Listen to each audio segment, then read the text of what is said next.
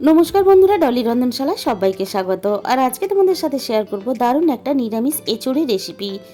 আর বন্ধুরা, নিরামিষ এঁচোড় এইভাবে বানালে এতটা টেস্টি হয়, তোমরা যখন বানাবে তখন কিন্তু খেলে বুঝতে পারবে। আর এই এঁচোড় রান্নার জন্য এখানে একটা আমি খুব বেশি বড় না আবার খুব বেশি ছোট না, এরকম একটা মাঝারি সাইজের এঁচোড় নিয়ে নিয়েছি। প্রথমে আমি গোটা এঁচোড়টাকে কেটে তারপরে আমি খুব ভালোভাবে খোসাটা ছাড়িয়ে নিয়েছি। আর ঠিক এরকম করে আমি খোসাটা ছাড়িয়ে ফেলেছি। আর মাঝখানের যে শক্ত শিরার মতন অংশটাও আমি কেটে বাদ দিয়ে দিয়েছি। যে পাত্রের মধ্যে আমি এঁচোড়টাকে কেটে রাখবো সেই পাত্রের জলের মধ্যে 1 চামচ পরিমাণ সর্ষের তেল দিয়ে দিলাম। আর কিছুটা সর্ষের তেল আমি ছুরিতেও লাগিয়ে নিলাম, আর কিছুটা সর্ষের তেল আমি হাতে লাগিয়ে নেব। আর জলের মধ্যে 1 ফোঁটা সর্ষের তেল দিয়ে দিলে তাহলে এঁচোড়টা রান্না করার পরে পাত্রটা আমাদের পরিষ্কার করতে সুবিধা হবে। এরপর আমি এঁচোড়গুলোকে কেটে রেডি করে নেব। আর এইভাবে মাঝখান থেকে আর এক টুকরো করে একটু সরু করে কেটে নিলে তাহলে ছোট বড় যেরকম করেই আমরা পিস করে কাটতে চাইবো সেই রকম হিসাব করে পিস করে কাটতে আমাদের সুবিধা হবে। গোটা এঁচোড়টাই আমি এভাবে সরু করে প্রথমে কেটে নিয়ে তারপরে এভাবে আমি ছোট ছোট টুকরো করে পুরো এঁচোড়টাই কেটে রেডি করে নেব। কিছুটা এঁচোড় আমি এভাবে ছোট ছোট টুকরো করে কেটে নিলাম। এবারে এঁচোড় কাটার সাথে সাথে যে পাত্রে আমি রাখবো সেই পাত্রে জলের মধ্যে কাটার সাথে সাথে আমি এইভাবে জলের মধ্যে ডুবিয়ে রেখে দেব। আর আমি এঁচোড়ের টুকরোগুলো খুব বেশি বড় করব না, একটু ছোট ছোট করে আমি এঁচোড়টাকে কেটে রেডি করে নিলাম। এখানে আমি গোটা এঁচোড়টাই এইভাবে ছোট ছোট টুকরো করে কেটে নিলাম। এবার সমস্ত এঁচোড়গুলো আমি তুলে জলের মধ্যে আমি এইভাবে ডুবিয়ে রেখে দেব। এখানে আমি এঁচোড়টা মিনিট 10 মতো জলের মধ্যে এইভাবে ডুবিয়ে রেখে দেবো যাতে এঁচোড়টা কালো না হয়ে যায়। এবার আমি রান্নার দিকে চলে যাব।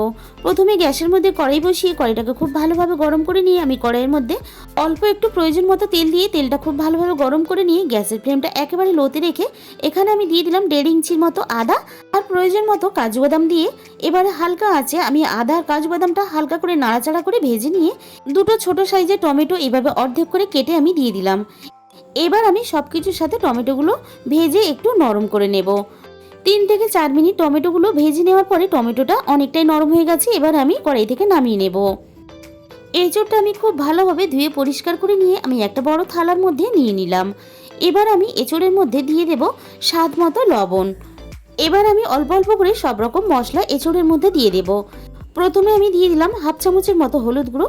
এবার আমি দিয়ে দিলাম 1/2 চামচের একটু কম দিয়ে দিলাম এখানে ঝাল লঙ্কার গুঁড়ো। আর দিয়ে দিলাম এখানে 1/2 চামচের মতো ভাজা জিরে গুঁড়ো। আর দিয়ে দিলাম এখানে 1/2 চামচের মতো ভাজা ধনে গুঁড়ো। আর এখানে আমি দিয়ে দিলাম চায়ের বড় চামচের 1 চামচ পরিমাণ বেসন। আর দিয়ে দিলাম এখানে 1 চামচ পরিমাণ সর্ষের তেল। এবার আমি সবকিছু মশলার সাথে হাত দিয়ে খুব ভালোভাবে এঁচোড়টাকে মেখে নেব। আর যেহেতু নিরামিষ এঁচোড় রান্না করব তাই অল্প একটু বেসন দিয়ে এভাবে মেখে নিলে তাহলে রান্নার পরে এঁচোড়ের গ্রেভিটা বেশ মাখা মাখা হবে। এবারে এটাকে একটা সাইডে আমি সরিয়ে রেখে দিলাম। আর এদিকে ভাজা কাজু বাদাম আদা আর টমেটোটা বেশ ঠান্ডা হয়ে গেছে, মিক্সিং জারের মধ্যে আমি দিয়ে দিলাম। এবার আমি মিক্সিং জারের ঢাকা বন্ধ করে দিয়ে দেখো খুব ভালোভাবে আমি পেস্ট বানিয়ে রেডি করে নিলাম। এটাকেও আমি একটা সাইডে সরিয়ে রেখে দেবো। এরপর আবার ওই একই তেলের মধ্যে আমি আরও প্রয়োজন মতো তেল দিয়ে দিলাম। আগে থেকে আমি একটা বড় সাইজের আলু এভাবে ছোট ছোট টুকরো করে কেটে রেখেছিলাম।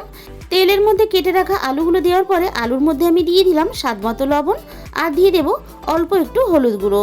এবার আলুটাকে আমি হলুদ আর লবণ দিয়ে আমি খুব ভালোভাবে ভেজে নেব।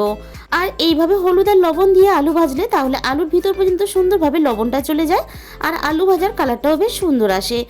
আলুগুলো আমার এখানে ভাজা রেডি হয়ে গেছে। আর আলুগুলো দেখো খুব সুন্দর করে আমি এইভাবে লালচে করে ভেজে নিয়েছি। এবার সমস্ত আলুগুলো আমি তেল থেকে আমি ছেঁকে তুলে নিলাম। এবারে আমি ওই একই তেলের মধ্যে সমস্ত এঁচোড়গুলো দিয়ে দিলাম। আমি এখানে এঁচোড়গুলো ভেজে রান্না করব, তোমরা চাইলে এঁচোড়গুলো একটু হালকা করে ভাপিয়ে নিতে পারো। এবারে আমি এঁচোড়গুলো খুব ভালোভাবে ভেজে নেব। নিরামিষ এঁচোড় রান্না করলে এইভাবে এঁচোড় একটু মশলা মাখিয়ে ভেজে রান্না করলে তাহলে এঁচোড়ের স্বাদটা খুব ভালো হয়। আর যে কোনো নিরামিষ দিনেই কিন্তু আমরা এইভাবে এঁচোড় রান্না করতে পারি। এঁচোড়টা আমি দেখো এখানে বেশ লালচে করে ভেজে নিয়েছি, এর থেকে আমি আর বেশি ভাজবো না। এবার আমি সমস্ত এঁচোড় কড়াই থেকে নামিয়ে নেব। এইভাবে রান্না করে একদিন হলেও খেয়ে দেখো, বেশ ভালো লাগবে। আবারও আমি কড়াইয়ের মধ্যে প্রয়োজন মতো তেল দিয়ে দিলাম। তেলটা খুব ভালোভাবে গরম হতে এখানে আমি ফোড়নে দিয়ে দিলাম অল্প একটু গোটা জিরে আর দিয়ে দেবো এখানে তেজপাতা কুচি। ফোড়নটাকে এবার আমি হালকা নাড়াচাড়া করে কয়েক সেকেন্ড ভেজে নেব।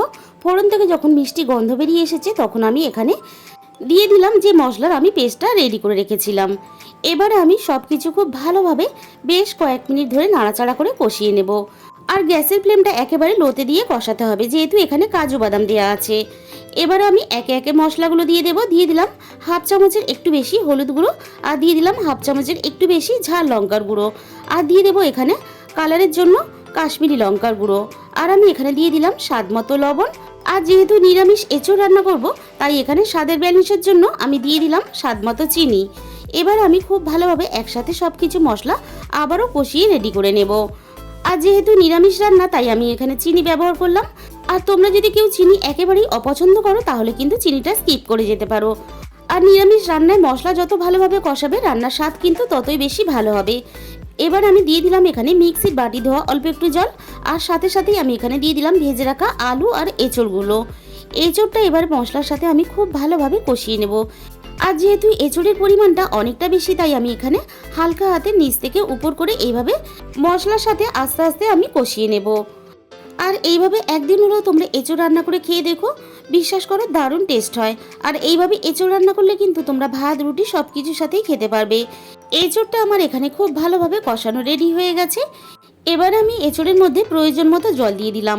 এখানে কিন্তু আমি জলটা একটু হালকা উষ্ণ গরম করে নিয়েছিলাম। এইভাবে হালকা উষ্ণ গরম জল দিলে তাহলে এঁচড়ের স্বাদটা বেশ ভালো হয়। আমি এখানে বড় বাটির 1 বাটি পরিমাণ জল দিয়েছি। তোমরা যে যেরকম ঝোল রাখতে চাও সেই হিসাব করে এখানে জলটা দিয়ে দেবে। এবার আমি এখানে খুব ভালোভাবে একসাথে নাড়াচাড়া করে মিশিয়ে দিয়ে ভালোভাবে সুসিদ্ধ হওয়ার জন্য ঢাকা দিয়ে দিলাম। এদিকে এটা খুব ভালোভাবে সিদ্ধ হতে থাক, আমি আরও একটা মশলা রেডি করে নেব। কড়াইটা খুব ভালোভাবে গরম করে নিয়ে এখানে 1 চামচ পরিমাণ দিয়ে দিলাম গোটা জিরে, আর দিয়ে দিলাম 1 চামচ পরিমাণ গোটা ধনে, আর এখানে দিয়ে দিলাম 4টে ছোট এলাচ, আর এখানে দিয়ে দিলাম বেশ কয়েকটা দারচিনির টুকরো। একটু দারচিনির টুকরোটা বেশি দিলে তাহলে মশলার গন্ধটা খুব ভালো আসবে। আর দিয়ে দিলাম 4টে লবঙ্গ, দিয়ে দিলাম অল্প একটু জায়ফল। জায়ফলের পরিমাণটা কিন্তু একেবারেই কম দেবে। আর সবশেষে দিয়ে দিলাম 2টো জয়িত্রীর ফুল। এবারে আমি হালকা আছে নাড়াচাড়া করে খুব ভালোভাবে মশলাটা ভেজে নেব। আমি কিন্তু মশলাটা রান্নার আগেই ভেজে রেখেছিলাম, তোমাদের বোঝানোর জন্য আমি রান্নার মাঝখানে এটা দেখালাম।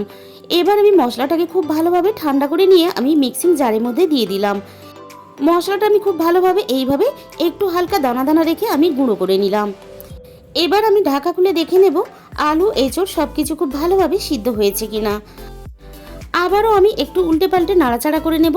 আর এই সময় আমি দেখে নেব লবণের পরিমাণটা ঠিকঠাক আছে কিনা।